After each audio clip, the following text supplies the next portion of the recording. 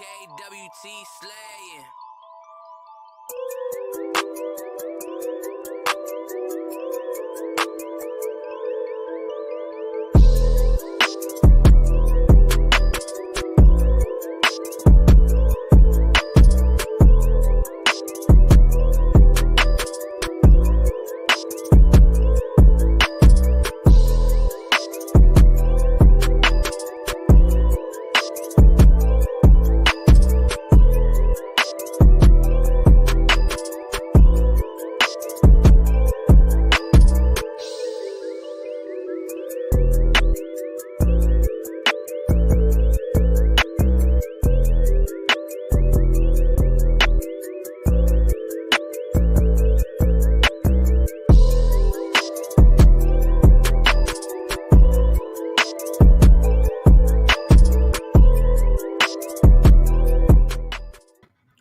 Salama family, salama. How y'all doing today? Hope you're blessed and highly favored.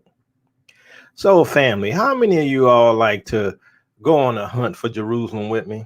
Do y'all like that? If y'all like going on a hunt with me for the real Jerusalem, give me a 1.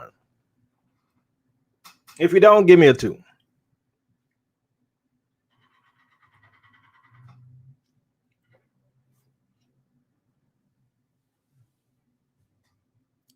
Cause see, I was gonna do a study, basically a teaching on the science that's happening right now. And I was listening to you this morning, Karis, and we on the same page. I think we're pretty close to the Exodus. That's just my feeling. But thank you for the gift, Cecil. I think that sometimes it's just better just to have fun, right? Let's do some digging and some speculating, some hypothesizing. I like to do that. And so, I like to share that with you all sometime, how I see things. Thank you, A.M. Stone, for the gift. So when we're looking for Jerusalem, there's a few questions we have to ask ourselves, because guess what, family? We have a bunch of tools at our disposal, right? We have the internet where we can get access to historical documents, right?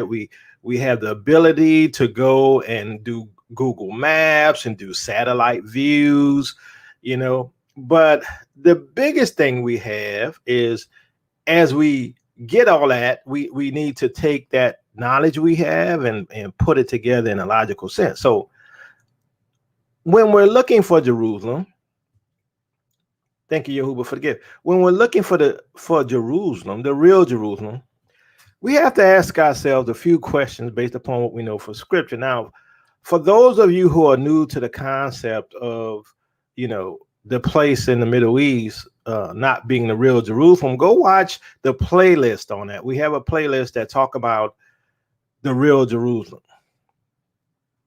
And so when we ask ourselves questions, right, we have to say, okay, from a biblical standpoint, what do we need to see? Now, I covered that with the mountains, right? Because we know that Jerusalem is supposed to be surrounded by mountains. But also understand that Jerusalem was a holy place. And if Jerusalem was a holy place, as we see in scriptures, it was, right? The Israelites would come back, right, for the Passover. They would come back to celebrate, right? Now, not only did Israelites come back to celebrate the Passover, thank you, George, for the gift.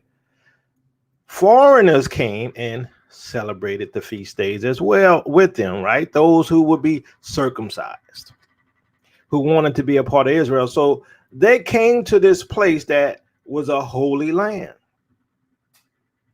And so if they came to a place that was a holy land, then there was holy structures, not only structures from, let's say, from the Israelites, like the temple, because we know the temple was torn down. But the foreigners as well would build certain things, right? We see that all across the world, right? We see these churches, that Rome built. And Rome would build these churches on what they call holy land or holy places. And so we're going to talk about some of these things because, be honest with you, when you really start looking at this thing, I'm saying for me, the location, I now mentioned this in one of my other shows, my number one location of where Jerusalem is. I think it's a bit obvious that this is probably the place. Now, I'm gonna take you to my current thought processes as we move on. Okay, so let's start with scripture first, family. And thank you for the gift, Joyce. Let's start with scripture first. So, because this is how we find it, right?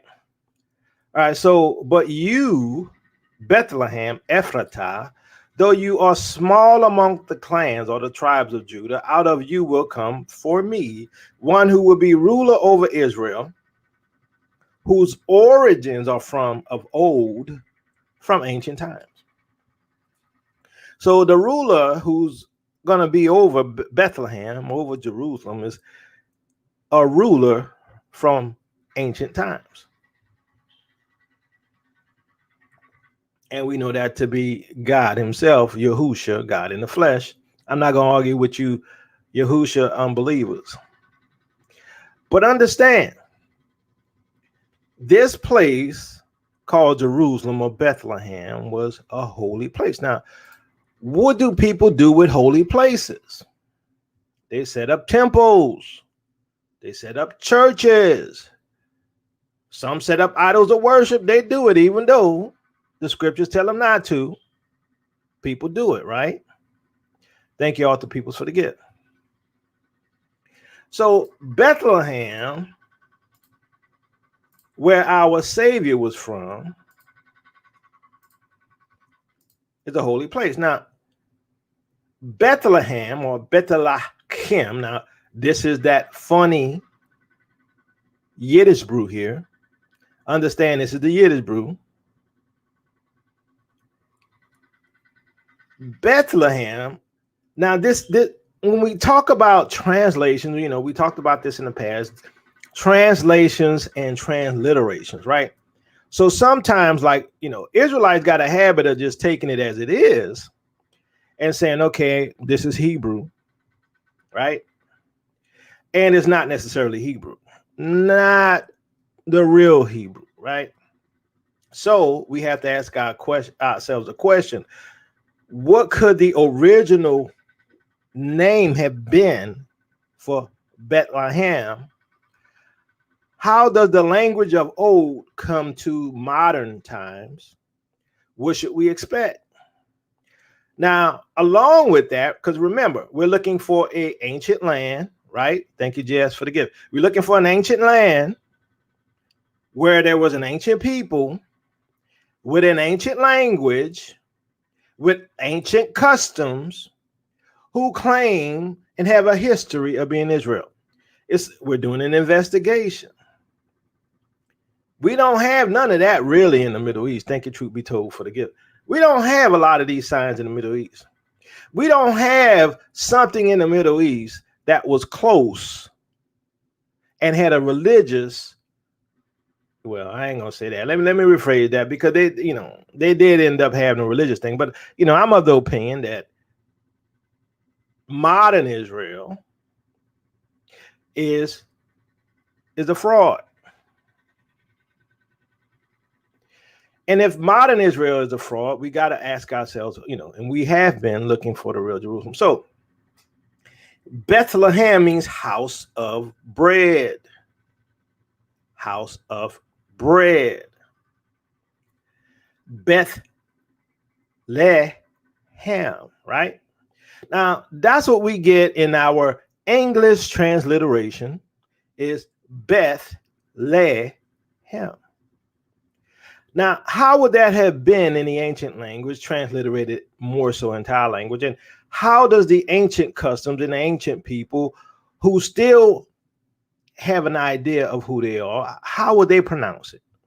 Because we know about a lot of these people already, right? We know about these people. So how would Bethlehem be pronounced? Now, before we get started, we're going to look at modern Bethlehem. Now, the people in the Middle East call this Bethlehem. This is modern Bethlehem. Bethlehem means house of bread. Now, historically, traditionally, is there other towns and cities and locales with a similar name? Do you see other towns and cities with something called Bethlehem or something similar? Because it's supposed to be the language of the Jews. So we on this investigation, we got to ask ourselves, what do we want to expect to see? We expect to see an area with mountains, right? You got to go watch the other videos, right? We expect to see an area that has a historical tie to other cultures. We expect an area where the Jews live, where they could flee when Rome attacked. We expect to see certain things. Now, here it says, Bethlehem is a Palestinian town south of Jerusalem in what? The West Bank. Thank you, Tony, for the gift. It's supposed to be in the West Bank. I'll give you that if that's what you say. But I want to see, linguistic-wise, other locales with similar names, right? Is that too much to ask? Because this is supposed to be the area where Yeshua was born. This is supposed to be the Holy Land in the Middle East. This is supposed to be a people with a structured syntax and language. I would expect to see certain names of other towns. But what I see is fraudulent names. I see fraudulent towns. I see names that sound English that I read from the King James Bible. That's what I'm seeing.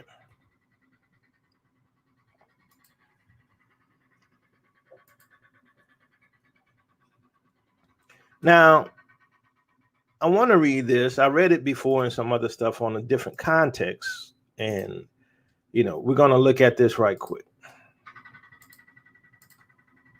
It says here, your children hasten back, and those who laid you waste depart from you. Lift up your eyes and look around. All your children gather and come to you. We were talking about the second Exodus, right? As surely as I live, declares the Lord, you will wear them all as ornaments. You will put them on like a bride. Though you were ruined and made desolate, and your land laid waste, now you will be too small for your people. Understand, Jerusalem will be too small for his people. So Jerusalem isn't that big. So Jerusalem will be too small for your people, and those who devour you will be far away. The children born during your bereavement will yet say in your hearing, this place is too small for us. So Jerusalem was desolate. It was too small for the ones who's going to return. The children who are about to return, Jerusalem is going to be too small. Now, understand the Bible says that Jerusalem shall be trodden down of the Gentiles until the time of the Gentiles be fulfilled. Now, the question is, do we take Jerusalem to mean the people? It could. Or do we take Jerusalem to mean the land? It still could. You can trodden down the land. You can trodden down the people until the time of the Gentiles be fulfilled. However you want to look at that, that's fine. But understand, I'm going back to take the pictures of the culture, take the pictures of the naming conventions for the language of that area, the heritage and the history of the people in that area. We have none of that in the Middle East. Not really. And so we need to take together that this was a holy land. And not only was Israel coming back to that land, foreigners came with them. Not only that, right? According to, you got to go watch the other videos, Ptolemy and others, right? He sent an envoy there. And the envoy went there and saw all the sacrifices and all of this and all the people celebrating, the Passover.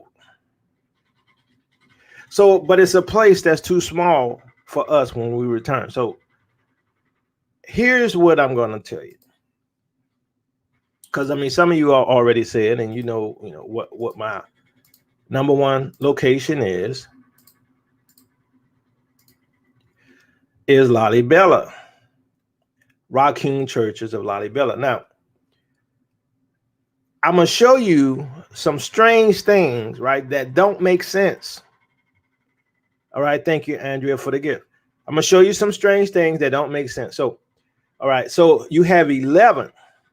The 11 medieval monolithic cave churches of this 13th century New Jerusalem are situated in a mountainous region in the heart of Ethiopia, near a traditional village with circular-shaped dwellings. Lalibela is a high place of Ethiopian Christianity, still today a place of pilgrimage and devotion. Now remember, ancient Jerusalem was a place of pilgrimage as well, right? This place is a place of pilgrimage for those people, who believe for some reason this is a holy place. Now, in ancient cultures, as I mentioned, and even in the Roman cultures, they would set up temples, they would set up churches in holy places. Now, the question is, why do we have 11 medieval monolithic cave churches set up in what they call Lalibela, which is the former Axum Empire, which is, before, after that it was Abyssinia. Why do they have these churches? Because churches are usually set up in holy places. They're temples for the most part. And so understand that they spent all of this time, all of this effort to dig a deep base and carve these places out of stone, according to what they say, because it was a reminder of the real Jerusalem in the Middle East. It was supposed to remind you as a place to go for a holy, place to worship the Most High. Thank you for the gift, Luan. So why would they spend all of this effort to build 11 medieval monolithic cave churches for naught? They state that this was a substitute for the original, but guess what? You don't see all of this in the original location. You don't see all of this in modern Israel. You don't see it. So they want me to believe, they want you to believe that, thank you, House of Judah, forgive. They want us to believe that all of this effort was done as a substitute. All of this effort was done as a substitute. That's what they want us to believe. Okay. So it says in a mountainous region, what? We're in what? A mountainous region, right? What did the Bible say about Jerusalem? It's surrounded by mountains. In a mountainous region in the heart of Ethiopia, some 645 kilometers from Addis Ababa, 11 medieval monolithic churches were carved out of rock. Their building is attributed to King Lalibela, who set out to construct in the 12th century a new Jerusalem. After Muslim conquest halted Christian pilgrimages to the Holy Land, Lalibela flourished after the decline of the Axum Empire. Now, understand, what they want us to believe is that they decided to set up a place just for Christian pilgrimages because of Muslim persecution. Now, if there was Muslim persecution, and we know there was, and as well there was Roman persecution, and we know for a fact that they wanted to hide the location of the real Jerusalem, what do you think they would do to the people who lived there and the people who were, quote unquote, the priests, who were the religious leaders of that area? They would tell them what? This is no longer the real Jerusalem. The real Jerusalem is over there in the Middle East. Go ahead, sign this agreement. We all in agreement that this is only a secondary location. Now, if my theory is incorrect, but we know that the old Jerusalem was a pilgrimage site for Israelites. We know it was a pilgrimage site for Christians. If we know all of this, then why don't we see the same thing in the Middle East? I'm just asking. Thank you, Michelle, for the gift. Why don't we see 11 monolithic cave cathedrals representing the location of Jerusalem?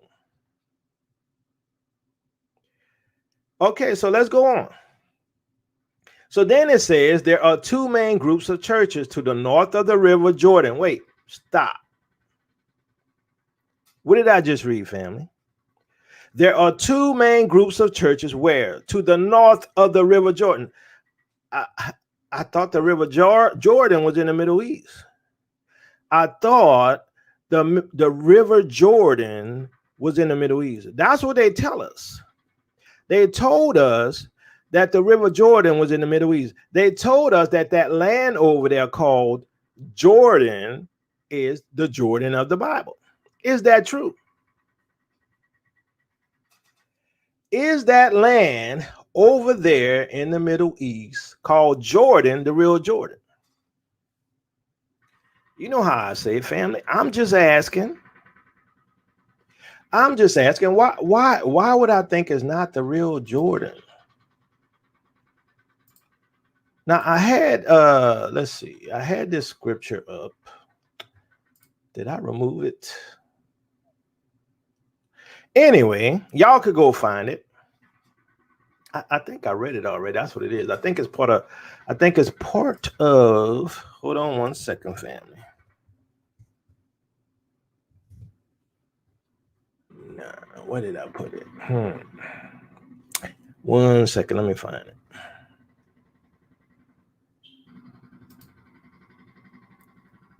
All right, I'm not gonna look for it, but anyway. So anyway, they say that it is north of the river Jordan. We got a Jordan, as I've showed you in other shows, that we have a Jordan in Africa. And it goes all the way into Central and Western Africa. So we have these churches, 11. Bet Medahani Alem, House of Savior of the World. Bet Mariam, House of Mary. Bet Masakai, House of the Cross. Bet Denagal, House of Virgins. Bet Golgotha, we know what Golgotha is, right? Michael, House of Golgotha, Michael, and to the south of the river, Bet Amuel, House of Emmanuel. Bet Geddes, Mercurius, House of Saint Mercurius. Bet Abba, Labanos, House of Abbot Labanos. Bet Gabriel Raphael, House of Gabriel Raphael. Bethlehem, House of Holy Bread. What? Bethlehem, what? House of Holy Bread. How did we start this off? We started this off reading about Bethlehem, right? Thank you, Angela, for the gift. We started off about reading about Bethlehem. Bethlehem, House of Holy Bread. The 11th church, Bet Gigorus, Gehorgis, House of St. George, is isolated from the others, but connected by a system of trenches. So understand these churches are connected to each other and there's tunnels underneath.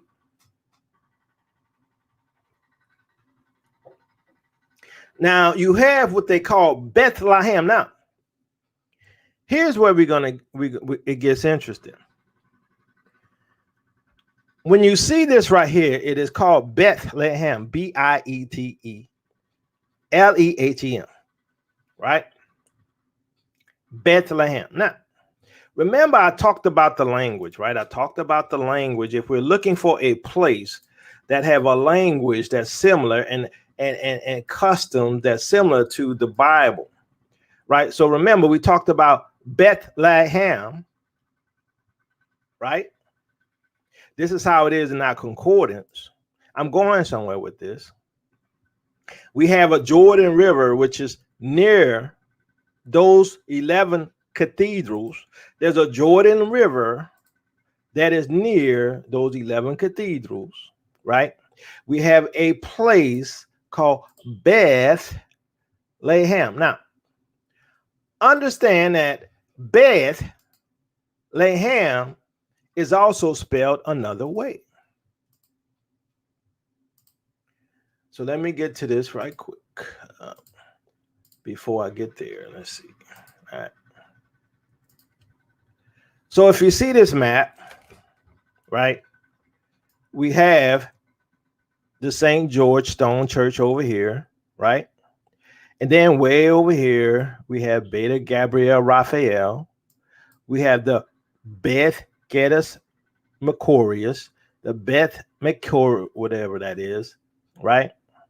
And there's a few, remember, there's 11 churches in this area. We have the Beth Medhani Alim, the Beth Mariam. Now, according to them, the reason this happened is because they wanted a substitute. Let me show you this right quick before we go on.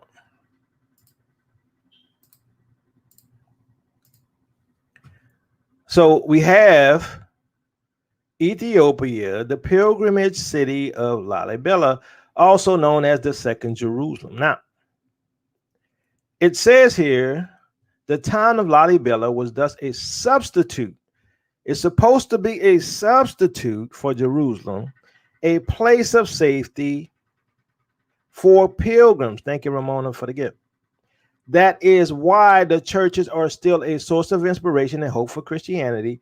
Pilgrims to Lalibela are believed to share the same blessings as pilgrims to Jerusalem. All right, understand. According to them, pilgrims of Lalibela are believed to share the same blessings as pilgrims to Jerusalem. Now, one, why would that be? Two, why would you have 11 churches dug out of the ground, carved from stone, just because you needed a safe place for pilgrimages?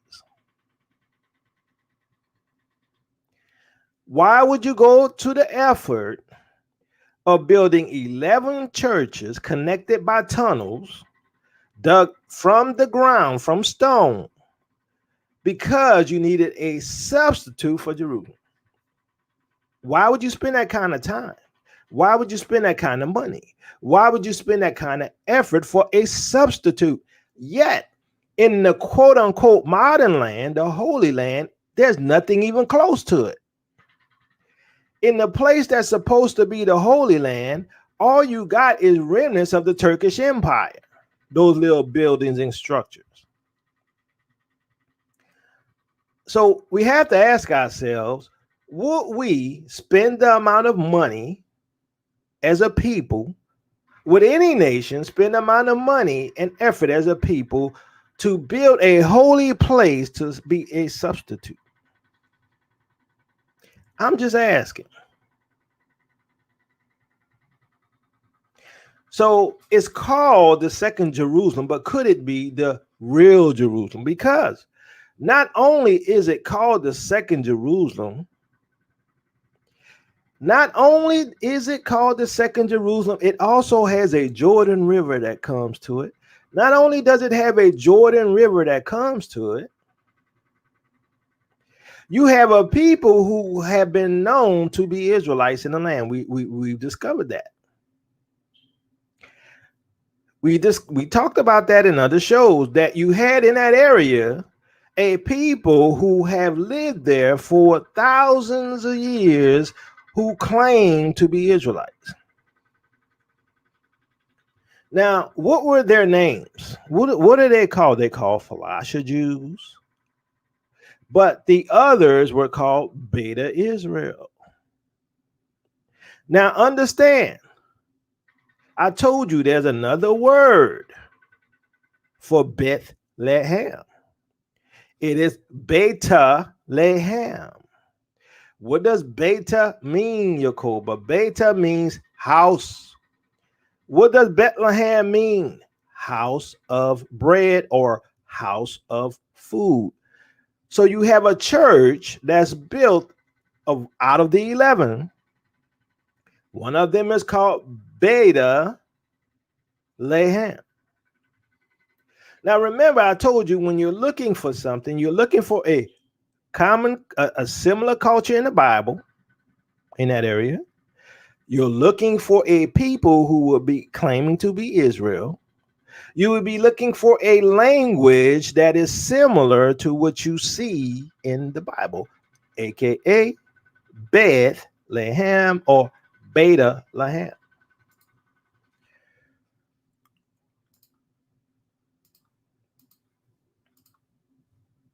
Like I said, this is just my theory. Eat the meat, spit out the bone.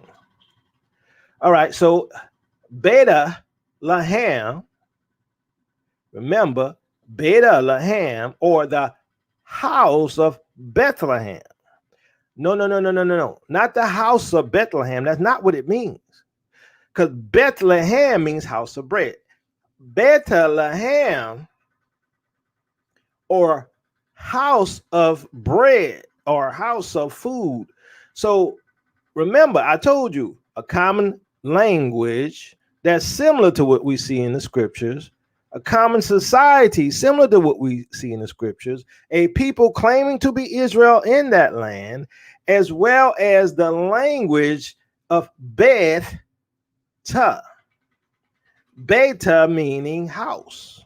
Beta Israel means house of Israel. Beta Lehem means house of bread. So Beta Lehem is accessed by Beta what? Gabriel, house of Gabriel, and Raphael, Beta Raphael, through a tunnel, then a heavy door and a wooden bridge that crosses a ditch, small and round with tiny slits and windows. We do not know what the use was: stock, stable for the horse of King Lalibela, oven to cook the consecrated hosts. What? Oven to cook the consecrated hosts. Meditation cell of King Lalibela. From here begins an underground and dark, narrow tunnel that reaches Beta Mercurials. Once again, I ask the question: as a king, would you build 11 churches as a substitute for the real Jerusalem? Or would you build monuments to the real Jerusalem? I'm just asking. It don't make no sense. Now we know that Jerusalem's the walls of Jerusalem were high. We know that the Romans came in and tore up everything. We know, according to the scriptures, the temple wouldn't exist at all, not one stone left upon another. But Jerusalem itself, how would a land that is holy to many people and religions disappear? And everything associated with it disappear. Hundreds of years of people there and worshiping. Because remember, ever since the 1st century AD, you had people there who called themselves Christians, and they made pilgrimage to Jerusalem, and there were things built there like temples. We call them churches. So how come we only see in the modern Jerusalem Roman edifices? How come in the modern Jerusalem we see Roman edifices? If we don't see Roman edifices, we see Turkish or Ottoman Empire edifices. How come? What looks more descriptive of what we see in the Bible? What looks more descriptive of an area that Yeshua would have lived? So you all going to ask me, well, Yakoba, where is the Sea of Galilee? You know what I think the Sea of Galilee is? This is just my opinion. We call it the Red Sea. That's my opinion. I'm just asking questions. I'm bringing y'all on this journey I go through. I'm bringing y'all on the questions I ask as I look at this stuff. Because some things don't make sense.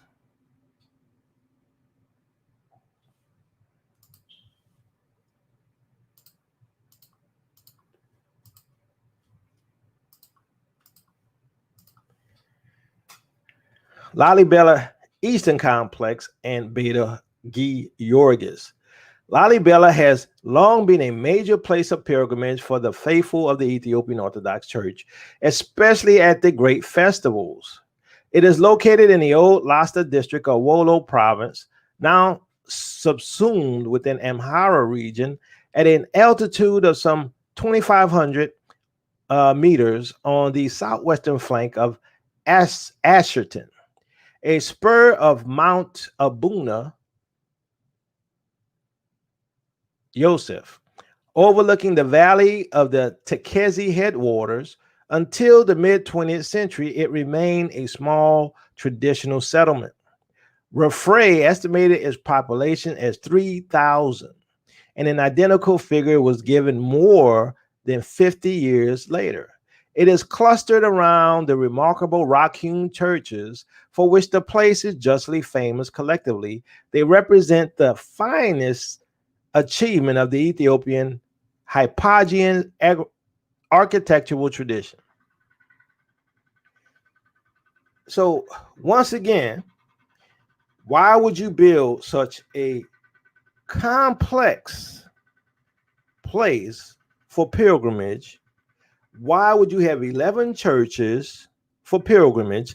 That's a substitute for the real Jerusalem. I'm just saying, I don't think anybody would spend that kind of money on that. Not as a substitute. But if you're in the real land where the real people were, then yes.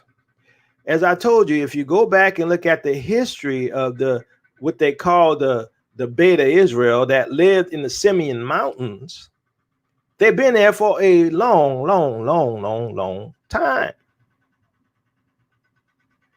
So when you look at the people who live in what we call Ethiopia today, it's not just the Amharic people. There's a whole bunch of different groups of people that live in that area. Is that not what we saw in the scriptures? The Hittites, the Perizzites, the Canaanites, all of them lived in that area. I think I forgot what the number is, and don't hold me to it, family, okay? Because I don't remember exactly, but I think it's like 40 or 50 different ethnic groups that live in that area. Okay. So when we look at the location for Jerusalem, you know, I know some people look at South Africa. I believe that South Africa is part of our land. Don't get it twisted. I already told you, I believe Negro land is the promised land that goes all the way to Ethiopia. But I do believe that Judah lived in Jerusalem, and that part of Jerusalem is over there in Ethiopia, and it is the holy place. That's just my opinion. It's all speculation. And not only that, we know that the Philistines, right? The Philistines used to come and attack Israel. So the Philistines, you know, some people believe that the Nubians were the Philistines, and the Nubians were a tall black race. I'm telling you that there's more to point to this location to being the true location than not. Now, remember, I talked about the language also of the people in the area of Beta Lehem. Beta Lehem, right? Beta Lehem is house of bread or house of food. Now, I'm just on a hunt. I'm investigating. I ask myself questions. And see, I understand too that the way cultures work, cultures are always looking to honor the deity. Cultures are always looking to build edifices to identify a holy land. They always build something to honor the God of that area. Now, understand that you had Christians who came out of paganism, who came out of Rome, who came out of other cultures and religions, right? Who came to Jerusalem because that was the Holy Land. That's where God promised Abraham, Isaac, and Jacob would live. So you got to understand that just as we see in the scriptures, Jacob wanted to build a pillar because the angel was there. The ancient cultures always want to build something to honor those areas. So understand that Beta Lehem is the house of bread. Beta Israel is the house of Israel. We have a similar language, a similar culture. We have a landmass that fits pretty much what we see in the scriptures, mountains. We have something that I believe could be the true Galilee, which is the Red Sea. I'm not saying I'm right. I don't have no proof. It's all speculation. If anybody got a problem with it, that's fine. Go speculate.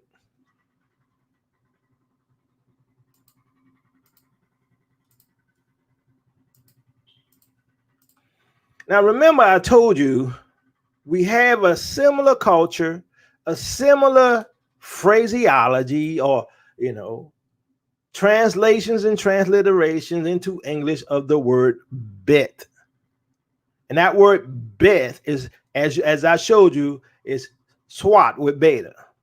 So in essence, they should not have defined it. And you could go look in your Strongs and they're going to say beta ya halam with that Jewish in it. But yet when you look at the name and you look at it in Ethiopia, it's called beta, house of bread. Now, we have something found in the Aksumite Empire, which is in Ethiopia. It's called Beta Samadhi. I'm going to read it a little bit before I but I want to show you this first. All right.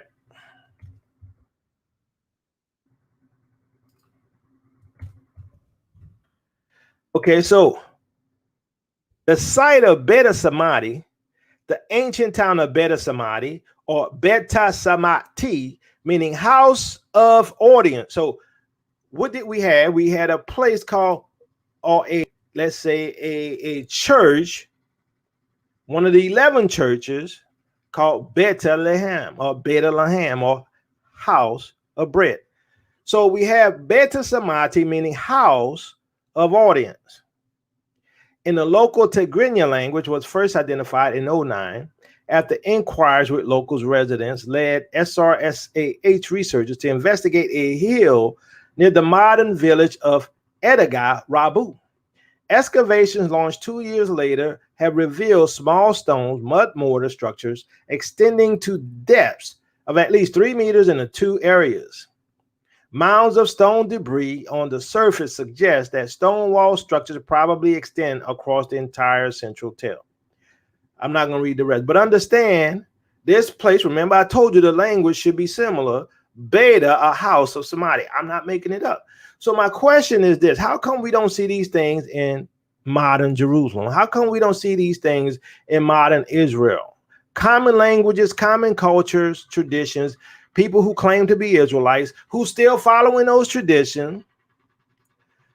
In the quote unquote Orthodox Church, right? If you look at the history, most of the people who were part of the Aksum Empire were Israelites, forced to convert to Christianity, or at least converted to Christianity. Some of them converted on their own. But there was a war between the king of the Aksum Empire and a war between the Israelites who did not want to convert to Christianity. And those Israelites who did not want to convert to Christianity in the Aksum Empire were still living in the area of Eritrea over there by the Simeon Mountains. I'm just saying. It looks like a duck to me. So this Samadhi Empire, the Empire of Aksum, was one of Africa's most influential ancient civilizations. Traditionally, most archaeological fieldwork has focused on the capital city of Aksum, but recent research at the site of Beta Samadhi has investigated a contemporaneous trade and religious center located, trade and religious center located between Aksum and the Red Sea. The authors outline the discovery of the site and present important finds from the initial excavations, including an early basilica, inscriptions, and gold intaglio ring. From daily life and ritual practice to international trade, this work illuminates the role of Beta Samadhi as an administrative center and the significance within the wider Aksumite world. My question again is to you: why would you build a place of worship in a place that was not holy? Why would you make a pilgrimage to a secondary place and not to the main place? Why would you spend all the time and the money and the effort to come to a place that somebody set up as holy that's not holy? I'm just asking. Wouldn't you go to the real Jerusalem over there in the Middle East? Wouldn't you try to find your way over there? I'm just asking. It doesn't make sense. And we also look at the languages, right? We see that the language is similar, right? We can get little hints and pieces from the language and what we call the Bible. We get little hints of language that was quote unquote still Israelite language, right? Even though they changed it a bit, we can go to the root. So now we got all of these tools and we can look at things, right? We got these 11 churches I showed you on the map that's all in that area for a holy place. And they spend all that time and effort and money digging some place that they call a New Jerusalem that is dug from the ground just to be a substitute. Just to be a substitute. And I'm going to read this about Beta Samadhi as well, and we're going to call it quits.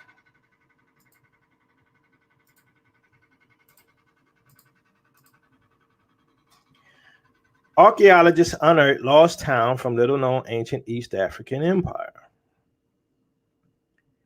Archaeologists found this stone pendant inscribed with the word venerable in ancient Ethiopic or Ge'ez with a cross on the left. They said it was clearly important in terms of ancient Christian iconography. Thank you, Cortez, for the gift. Archaeologists have unearthed the remains of a town from an influential but little-known ancient civilization in East Africa that sheds light on the origins of Christianity in Ethiopia. Why is Ethiopia so heavy in Christianity? The buried settlement, which contains one of the oldest churches in sub-Saharan Africa, was inhabited for some 1,400 years before vanishing into the dusty highlands of northern Ethiopia around 650 AD. Called Beta Samadhi. It was part of the empire of or kingdom of Axum.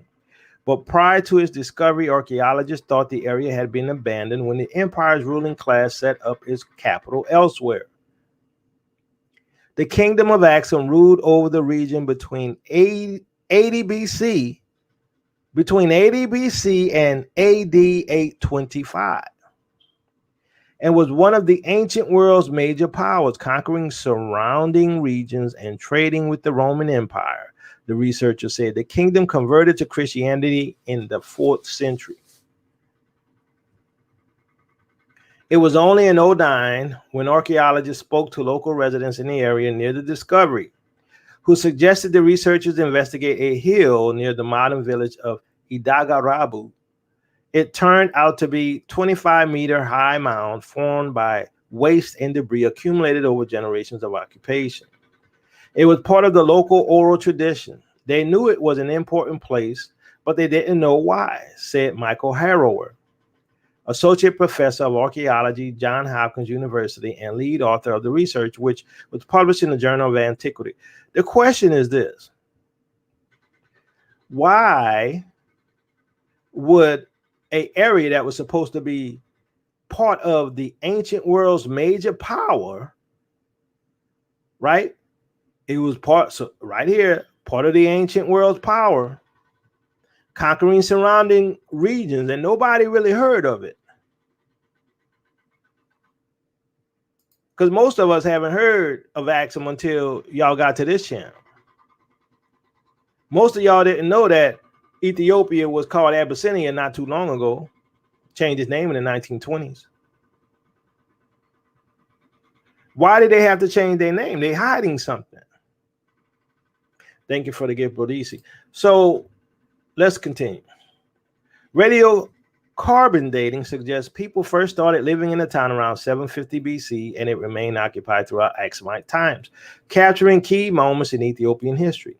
The buildings and artifacts uncovered, which include a basilica, gold ring, coins, inscriptions, and pottery, have revealed the region remained important throughout Aksumite times, and the town of Beta Samadhi was a key hub of trade and commerce, linking the capital Aksum with the Red Sea and beyond. How come we don't find all these things in what we call the modern state of Israel? How come we don't find all these things or hear about these things in the modern state of Israel?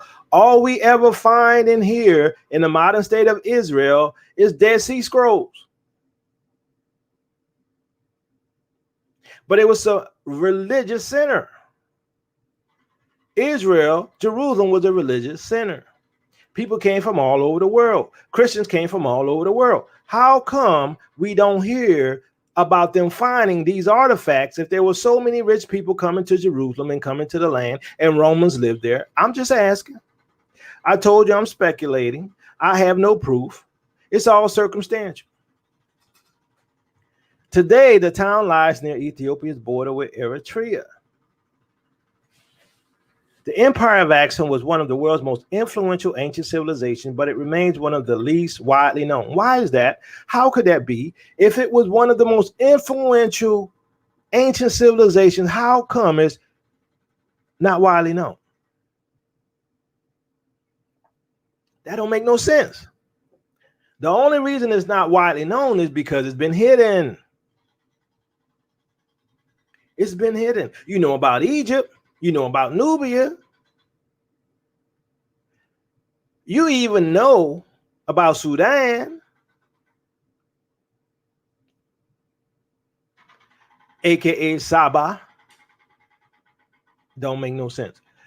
Beta Samadhi, or House of Samadhi, spans Aksum's official conversion from polytheism to Christianity and the rise of Islam in Arabia. He added, the archaeologists uncovered the remains of a large basilica dating back to the 4th century.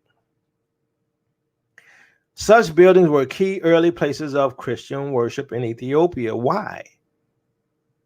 The study said, and the site of Beta Samadhi appears to be one of the first in the Aksumite kingdom. The researchers said built shortly after King Izana converted the empire to Christianity during the mid-4th century AD. That is what makes this discovery so important, a professor of Semitic Egyptian languages at Catholic University. The archaeological data combined with the radiocarbon dating suggests that the basilica stems from the 4th century, making it certainly among the earliest known churches in sub-Saharan Africa. In addition, given the reliability of the archaeological data combined with the radiocarbon dating, it seems to be the earliest securely datable church in sub-Saharan Africa, added Butts, who wasn't involved in the excavation. My question to you, family, who were the first Christians? I'll wait. Who were the first Christians?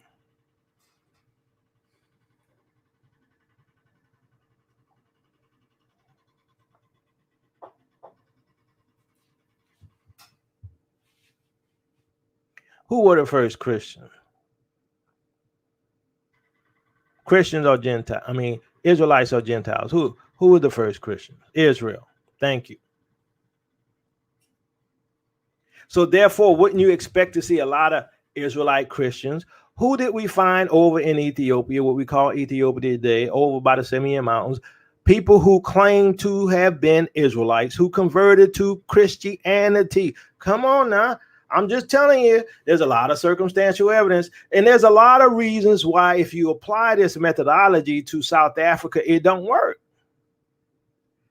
I'm not saying South Africa not our land. I believe South Africa is our land. From the Niger River all the way to the Nile River is our land. From the Niger River all the way to the Nile River is our land. You're going to tell me that God was going to give people a sliver of land over there in what we call the Middle East and have all 12 tribes and their descendants live in that territory? I'm just asking. It don't make no sense. The Bible says that as a lion that comes out of the thicket by Jordan, And you telling me that's over in the Middle East. You telling me that place called Jordan over there is the land, the true land of Jordan. But there's a Jordan River in Africa. And where are lions from? Go do a Google search and find out where all the lions at. 90% of the lions are in Africa, sub-Saharan.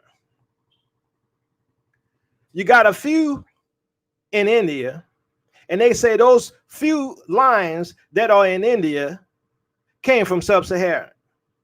They are called a subspecies because the original species is from Africa. I'm just asking, why do we have lions in the Bible and ain't got none in the Middle East? Why we got stories of, Samson killing a lion and there's no lions in the Middle East? I'm just asking. But there's lions in Africa. There's lions in Tanzania. There's lions near Ethiopia. There's lions. I'm just asking.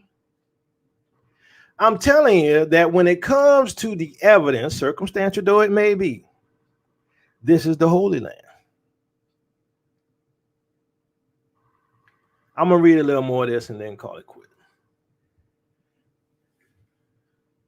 Relics uncovered at the site show Roman, pagan, and Christian influences, illustrating the cultural diversity of this enigmatic civilization. The study said, I'm just asking, would we not expect to see Roman relics in the land of Jerusalem, in the land where our ancestors were? I'm just asking. There's a lot of things that look circumstantial to me.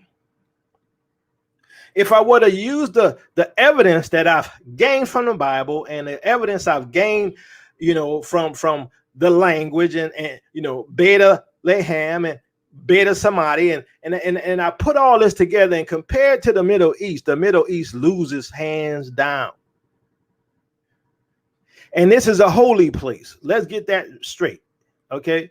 I believe there was an agreement with the local priesthood to hide the true location of Jerusalem.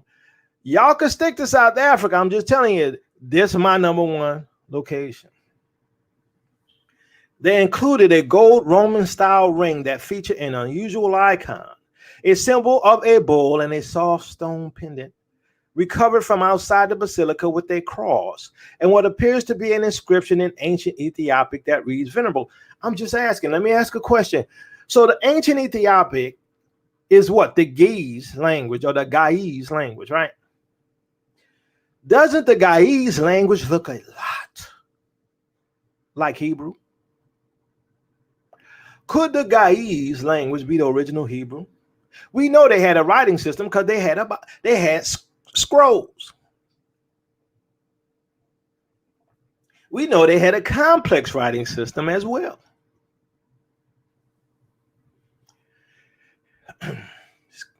Harrower said the ring was the most impressive and exciting artifact they found. Usually we are searching the scholarly information and scientific information, not necessarily for gold, but I frequently get asked by all sorts of people, did we find any gold? And yeah, we actually did find some gold. And it paints an important line of evidence. The ring looks very Roman in its composition, and its style put the insignia of that bull's head is very African. And it's very unlike something you will find in the Mediterranean world and shows the kind of interaction and mixing of these different traditions. He said he hopes the ring would go on display locally at some point so the local community can benefit from the discovery. So when we look at the evidence, thank you, sir, y'all, for the gift. At least for me, the evidence for me is overwhelming that this is more than likely the place. Just using common sense, just using how we understand ancient cultures to be, how they would set up temples, how they would set up churches in holy places.